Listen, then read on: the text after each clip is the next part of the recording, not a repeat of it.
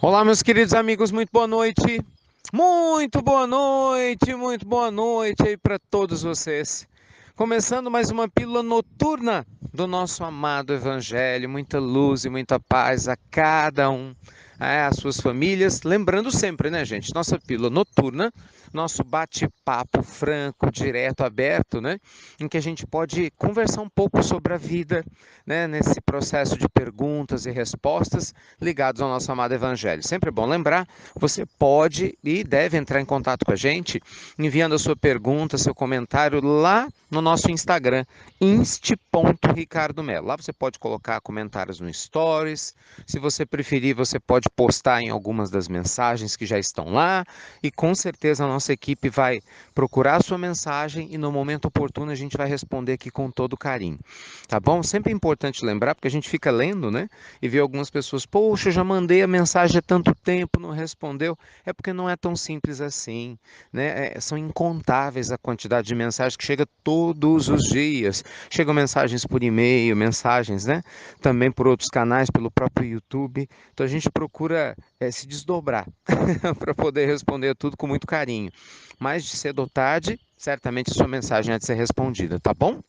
Gente, a primeira mensagem, acho que é muito oportuna que eu queria falar hoje, né? Da primeira pergunta, melhor dizendo, que é do Edson. Ele fala assim: Ricardo, como interpretar uma situação como essa que acontece no nosso país? Uma situação de caos social em que nós ficamos perdidos sem saber o que vai acontecer amanhã. Seria a chance de aproveitarmos para aprender algo novo enquanto uma nação? Com certeza, Edson. Gente, é interessante perceber que há uma regra na teoria do caos. Não sei se vocês já estudaram, né? Talvez para muitas pessoas seja algo novo, enfim. Mas a teoria do caos é uma teoria que diz que, mesmo em meio ao caos, existe uma ordem. Ou seja, há uma ordem no meio da aparente desordem. Quando a gente aplica a teoria do caos para os dramas existenciais, né, que cada um de nós passa, é como se a gente dissesse assim: existe uma organização no meio da bagunça emocional que a gente tem. Tanto isso é real que quando você faz uma terapia, você começa a conversar com o terapeuta, na verdade, a gente não faz terapia para o terapeuta nos dar conselho, você faz terapia para o terapeuta te escutar. E na medida que ele faz as perguntas, as intervenções certas, o que acontece? Você vai organizando, você vai encontrando a organização no meio das suas lembranças, que aparentemente eram só caos. Por que eu estou contando isso? Quando acontece, gente, situações como essa, né, em povos, em nações que está acontecendo no nosso país, é claro que vem um sentimento, né, de desordem muito grande, que é o que aparece no primeiro momento, que é essa sensação de bagunça, de um monte de coisas fora do lugar. Mas isso é só a ponta do iceberg, né? Porque internamente isso demonstra que há um desejo muito grande de que algo novo aconteça. O que a gente precisa aprender, isso sim é a nossa grande aprendizagem, é a fazer com que essa aparente sensação de desordem venha à tona de maneira equilibrada. Porque até para sofrer a gente tem que ter bom senso, a gente já falou disso aqui, né? O Evangelho nos mostra o bem e o mal sofrer. Até para passar pelos desafios, nós precisamos de ter bom senso. Não adianta a gente querer sofrer de qualquer jeito, porque senão, ao invés de a gente aproveitar a oportunidade de crescimento, a gente acaba criando um novo e maior problema do que o que a gente tinha anteriormente. Então, Deus abençoe, né, que nós, enquanto nação, cada um no seu papel, possamos amadurecer, né, e transformar essas situações transitórias no campo da matéria em aprendizagens realmente profundas no campo do espírito.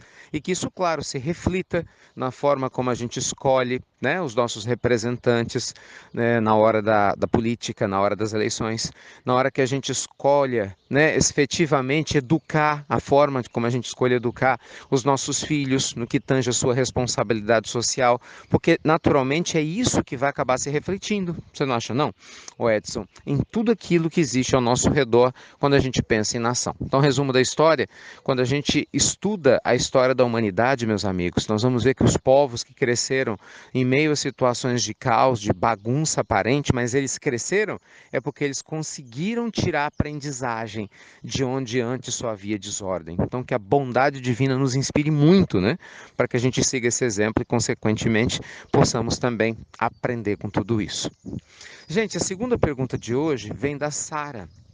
A Sara.Gomes. A Sara.Gomes, ela diz assim: Ricardo, tem sido muito difícil para mim aceitar que eu fui trocada pelo meu marido.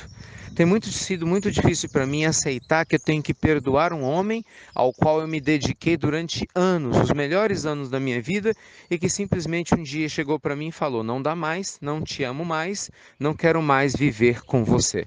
A minha vontade é de me vingar, né? Mas eu sei que esse é um sentimento ruim, né? E peço a Deus para tirar isso do meu coração quanto antes. Peça mesmo, Sara. Oh, minha querida, peça mesmo. Gente, eu sei que as questões afetivas, sem dúvida alguma, né? Talvez de todas as que a gente passe, são aquelas que mais machucam. Pelo menos alguns de nós, sem dúvida.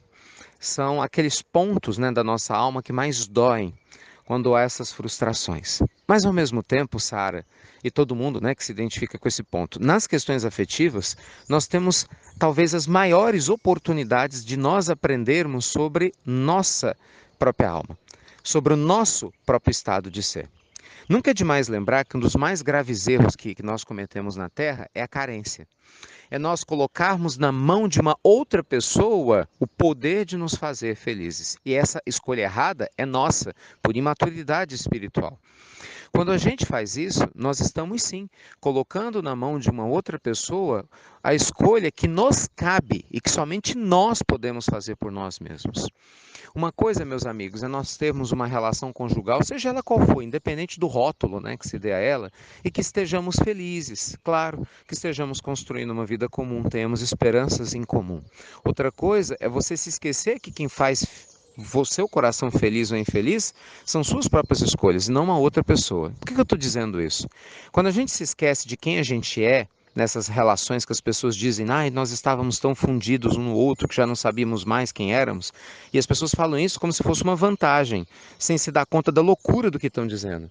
A gente vê o grande e profundo nível de desequilíbrio, né, que cada um tem, né, de fugir de si a ponto de querer se misturar na outra pessoa, achando que isso é amor. Se fosse assim, Deus não nos teria feito individualmente, você não acha, não? Né? Nós precisamos sim encontrar nossa divindade, meus amigos e Sara, querida, em nós antes de mais nada. A gente precisa aprender a se amar antes de mais nada.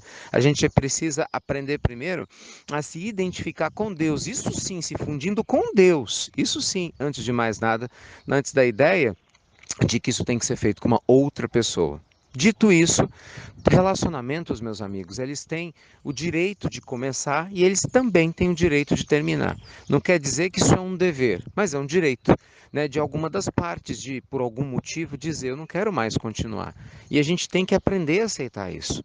Por mais difícil que seja, né, para o nosso coração, que está vinculado à expectativa de continuidade, de que as coisas têm que continuar do jeito que a gente quer, muitas vezes, não é na área afetiva, né, existe essa possibilidade disso acontecer. Então, Sara, se isso ocorreu com você, né, você não conta detalhes na sua história do que aconteceu, permita que ele vá. Agradeça a Deus pelo período que vocês viveram juntos, pela aprendizagem. Claro, você vai fazer seu luto, é importante que seja assim, porque é uma fase antiga da sua vida que morre. A verdade é essa. Mas é muito importante, como em qualquer morte, meus amigos, qualquer fim de ciclo, que a gente faça o luto. Claro que a gente viva a tristeza, que a gente, né, faça aquela rememoração das aprendizagens, mas que acima de tudo, que a gente continue, que a gente não se detenha na nossa marcha. Agindo assim, com certeza você não vai ficar presa no passado, né? Você vai seguir o seu caminho, abrindo novos ciclos, abrindo novas possibilidades de crescimento interior. Tá bom? Então que Deus te abençoe para que você se irmane com o seu coração, para que você encontre a paz e a harmonia com sua própria alma, agradecendo aquele que cruzou o seu caminho e que tem o direito de seguir, independente se ele está certo, se ele está errado, só Deus é que tem essa capacidade de julgar. E que você também siga o seu, um dia de cada vez. Virão dias bons, alguns dias tristes, não é? Momentos difíceis, outros mais leves, mas pode ter certeza, se o seu coração estiver aberto, principalmente em sintonia com a gratidão, não tenha dúvida que no meio desse caos aparente, como eu falava no início da nossa sessão de perguntas e respostas de hoje, você vai encontrar uma ordem linda de evolução espiritual da sua própria alma. Tá bom? Então que Deus abençoe a todos vocês. Mais uma vez, luz e paz. E você já sabe, né? Até breve! Até muito, muito breve!